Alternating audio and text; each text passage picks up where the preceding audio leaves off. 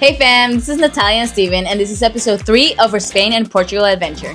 Lisbon stole our hearts and tried to steal our patience too, but don't worry, we'll show you how to avoid those tourist traps and enjoy Portugal's most popular spots.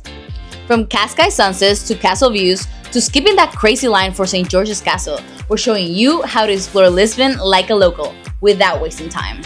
If you're planning a trip to Portugal or just want to live vicariously, this one's for you. Lisbon awaits, let's go! We landed in Lisbon and picked up our rental car from Hertz. Pro tip, book ahead if you're traveling in summer. We headed straight to Cascais. Cascais is a golden gem, just 30 minutes from Lisbon. We caught the last bit of golden hour at the beach. Peaceful, calm, exactly what we needed. Our Airbnb had this lush garden with birds of paradise and purple orchids. It felt like our own secret oasis. For dinner, we had to go Peruvian and found a hilimo in Cascais. We couldn't resist. The pisco sours were dangerously smooth, fruity, foamy, and stronger than they tasted. We started with papa rellena, crispy on the outside, filled with seasoned beef and ají on the inside. Then came the ceviche, super fresh with just the right citrus punch, and those crunchy corn bits for the texture. As Peruvians, we're a little biased, but this place blew us away. And the lomo saltado, tender beef, wok fried onions, fries, and a rich soy sauce. Straight up comfort food. Day 2 started with a scenic drive into Lisbon. We parked near Praça do Comércio and took in the views of the riverfront plaza. We've made it. We walked under the Arco da Rua Augusta, one of Lisbon's most iconic sites. Definitely worth circling back for later. Santa Justa lift, gorgeous, but the line was intense, so we made our way uphill through Lisbon's narrow alleyways.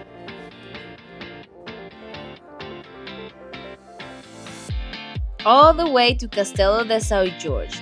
Buy your tickets online. It saves so much time. The views were incredible, and the highlight, a 360 mirror periscope that lets you spy across the city in real time.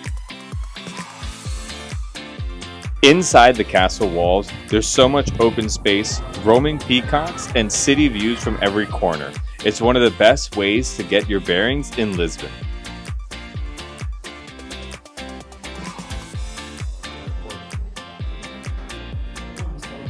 We celebrate this year, it's 50th anniversary in real time. As you can see from the car moving on the bridge. So moving right. This one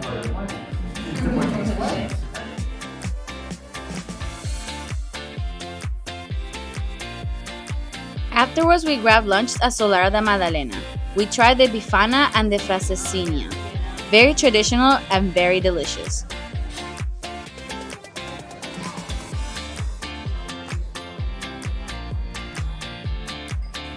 We stopped by the famous Tram 28, but honestly the line was so long and the area didn't feel super safe. Instead, we stepped into the Church of São Domingos. It's dramatic and raw, a church that survived fires, earthquakes, and still stands strong. Rocio Square was next. Loved the wave-like tiles underfoot, and just a few minutes away was the Carmel Convent ruins. No roof, no problem. The open-air architecture felt like something out of a fantasy movie.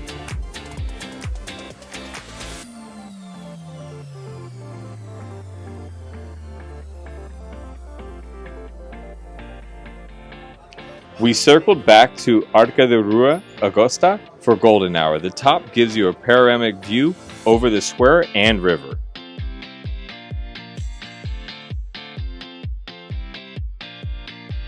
We're almost there. As you can see, it's a lot.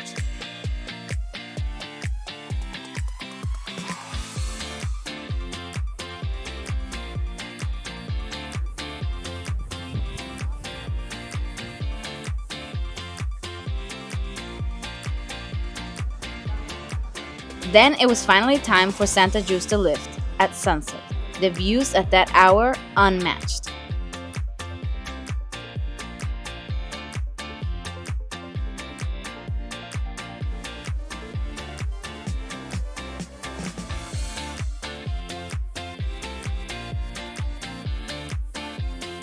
We ended the day strolling through Principal Real Garden, walking under Lisbon's largest cypress tree. Stay tuned for more. And took a quick stroll to Pink Street. It's touristy, but still a fun photo op. We made our way back to Praça do Comércio, lit up at night, a perfect way to end a busy day. Day 3 was all about Belém. We started at Jerónimos Monastery, one of Lisbon's most visited landmarks, but the line wrapped around the block. So we detoured to the Monument of Discoveries. This spot gives you a gorgeous view of the Tagus River.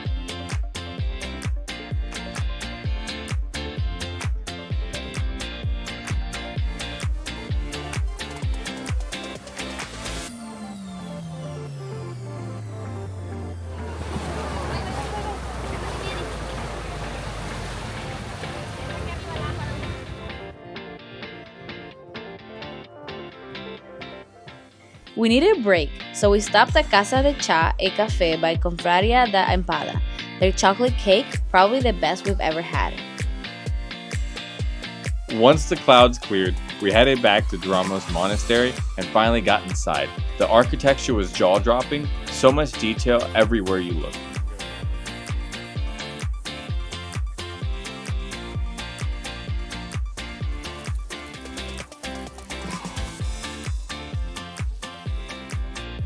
We made our way back and inside the Belém Tower, just before the last call. Pro tip for visiting Lisbon: show up late in the day and you'll skip the crowds and catch golden hour. Climbing the narrow spiral staircase is part of the fun, but the real reward?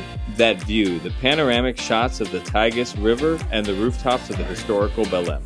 Looking through the old stone windows, it hits you. It was once a fortress guarding the city during the age of exploration.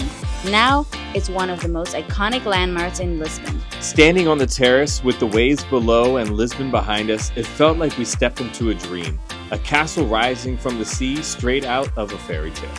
We kicked off day 4 at the Tropical Botanical Garden in Belém, a quiet, lush escape just steps from the monastery. Parts of the garden were closed for renovation, but it's still a lovely stroll, and entry is just a couple of euros. This place is a hidden gem in Lisbon. Towering palm, bamboo grows, and tropical flowers everywhere. It feels like stepping into another world. And then we saw them. Peacocks, tons of them. Full-tail displays strutting across the path. They're basically the real tour guides here. Originally called the Colonial Garden, it was founded in 1906 to showcase exotic plants from Portugal's overseas territories. Wow, Angola, Brazil, Timor, and Mozambique.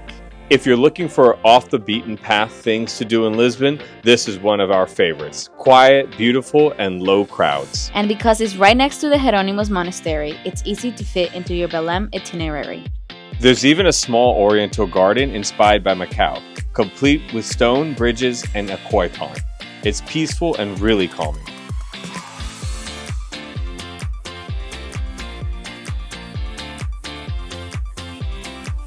After soaking up all that greenery, we made our way to the Oceanário de Lisboa. Before diving in, we explored the Jardins da Água, a whimsical water garden just outside the aquarium. There's a shallow stream and stepping stones you can hop across. After hopping puddles and skipping stones, we stepped inside and landed right into one of the most serene sights, the Forest Underwater exhibit by Takashi Amano. Imagine entering a living watercolor. Giant aquascapes filled with driftwood, tiny fish, and lush aquatic plants. It felt like we were floating inside a dream. Every detail was perfectly designed, like nature's own art installation. It's one of the calmest, most mesmerizing exhibits we've ever seen. And just past the forest, the Oceanário opens up. It's one of the largest aquariums in Europe and has been named the best in the world more than once. The layout spirals around a massive central tank that represents the global ocean. All the surrounding exhibits recreate smaller ecosystems from around the world. We passed the puffin zone, tiny birds diving like torpedoes. And then came our favorite, the sea otters, floating on their backs and flipping underwater. They were the total show stealers. Next up, the bottom level of the central tank, where we met the mola mola, or ocean sunfish. Then we enter the coral reef rooms, neon glowing alive. We saw jellyfish darting like glowing UFOs, translucent and hypnotic. And then came the yellow sea dragons, leafy, delicate, and floating like magic. The needle eels popped up like little sea noodles from the sand, seriously wild. If you're wondering what to do in Lisbon when it rains, this is it. Total magic. The Oceanário wasn't just a rainy day backup, it became one of the highlights of our entire trip. Lisbon had it all. Sunsets, sandwiches, castles, and sea creatures. If you're planning a trip to Portugal, don't just stay in Lisbon. Drive out to Cascais, make the detour to Belém, get lost in Almafa. Trust us, it's all worth it. If you like this video, make sure to give it a thumbs up and subscribe for the next leg of our journey, Sintra. You won't want to miss this dream destination. And leave a comment letting us know which you'd explore first, a 16th century castle or Portugal's largest aquarium. Thank you for being here. See you soon, Twin Film Fam.